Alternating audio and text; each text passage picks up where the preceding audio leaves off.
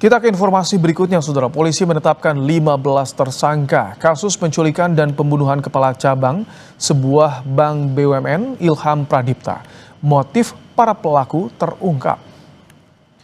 Polisi bilang motif pembunuhan bermula dari niat para pelaku memindahkan uang dari rekening dorman ke sejumlah rekening penampung.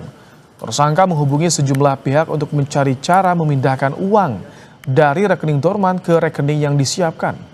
Tersangka lantas merancang penculikan kepala cabang Bank BUMN Ilham Pradipta untuk dipaksa menandatangani pemindahan dana.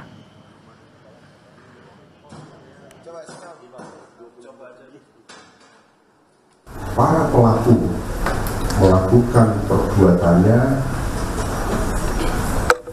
yaitu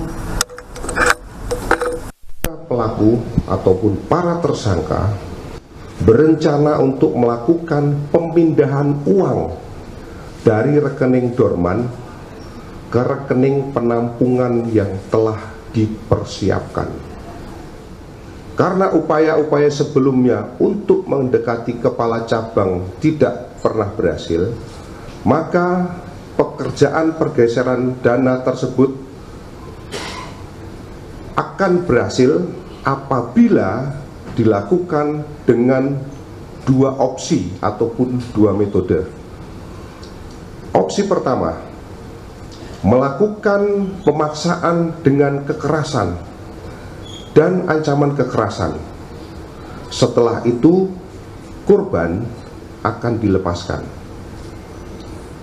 Kemudian, opsi yang kedua, melakukan pemaksaan dengan kekerasan dan atau ancaman kekerasan, dan apabila berhasil maka korban akan dihilangkan atau dalam arti kata korban akan dibunuh.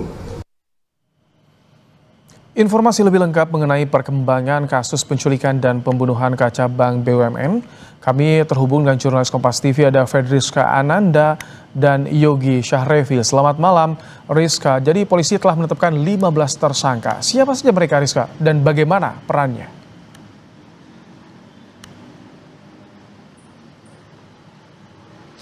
Ya, Ibrahim, selain juga mengungkap 15 tersangka, namun yang menjadi menarik dari rilis yang dilaksanakan oleh Polda Metro Jaya pada sore hari ini, maksud kami, adalah yang pertama ini mengungkap motif terkait dengan alasan pembunuhan ataupun dilakukannya pembunuhan terhadap mantan kepala cabang Bank BUMN ini. Dan yang kedua adalah keterlibatan dari anggota TNI. Inilah tadi bisa kami himpun dari press release yang dilaksanakan oleh Polda Metro Jaya pada tadi sore hari, di mana dari ke-15 tersangka yang merupakan orang sipil ataupun masyarakat sipil ini, mereka dikategorikan dalam 4 klasterisasi, di mana kalau misalkan kami catat begitu ya, ini ada klasterisasi kemudian untuk aktor intelektual, kemudian juga eksekutor pengintaian, kemudian untuk eksekutor penculikan, dan yang terakhir adalah eksekutor untuk melakukan tindak kekerasan. Sehingga memang dari 4 klasterisasi ini, polisi kemudian menetapkan setidaknya ada 15 orang tersangka, Ibrahim, terkait dengan hal ini. Nah, yang menjadi menarik adalah tadi dalam rilis yang dilaksanakan oleh Polda Metro Jaya adalah menggandeng juga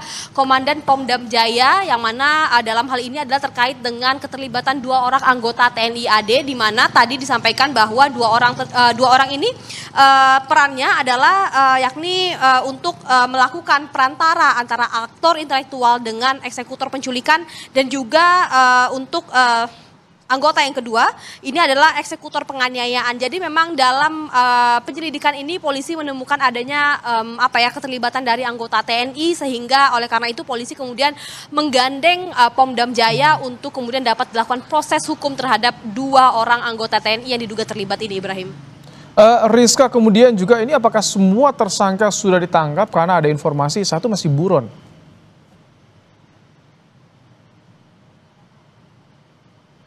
Ya, benar, Ibrahim, memang ada 1 orang lagi dengan inisial EG yang mana dalam hal ini bertindak ataupun dimasukkan ke dalam klasterisasi atau pengelompokan sebagai pelaku pengintaian, di mana setidaknya untuk eksekutor pengintaian ini ada 4 orang, namun polisi maksud kami 5 orang, namun polisi baru menangkap 4 orang, diantaranya dengan inisial AW, kemudian inisial EW, dan RS, dan AS. Nah, untuk inisial EG ini masih buron, jadi memang hingga saat ini ini polisi masih melakukan pendalaman pencarian terkait dengan satu orang yang disebut masih buron ini, Ibrahim.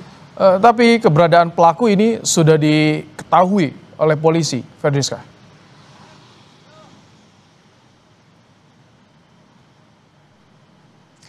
Ya, Ibrahim, memang untuk saat ini polisi masih mendalami ataupun mencari pelaku yang masih buron ini dari keterangan 14 tersangka lainnya ataupun 15 tersangka lainnya yang memang sudah ditetapkan sebagai tersangka begitu ya. Karena memang saat ini polisi masih terus mendalami, namun terkait dengan motif dari keterangan 15 pelaku yang sudah ditahan ini ataupun sudah diungkapkan oleh polisi ini, polisi sudah mampu menyimpulkan apa motif sebenarnya dari tindak pidana pembunuhan yang dilakukan terhadap kepala cabang Bank BUMN ini, di mana tadi juga sempat disinggung bahwa ini adalah motifnya terkait dengan memindahkan dana dari rekening dorman. Rekening dorman ini adalah rekening yang memang dibekukan oleh PPATK apabila memang tidak aktif selama 3 bulan, kemudian untuk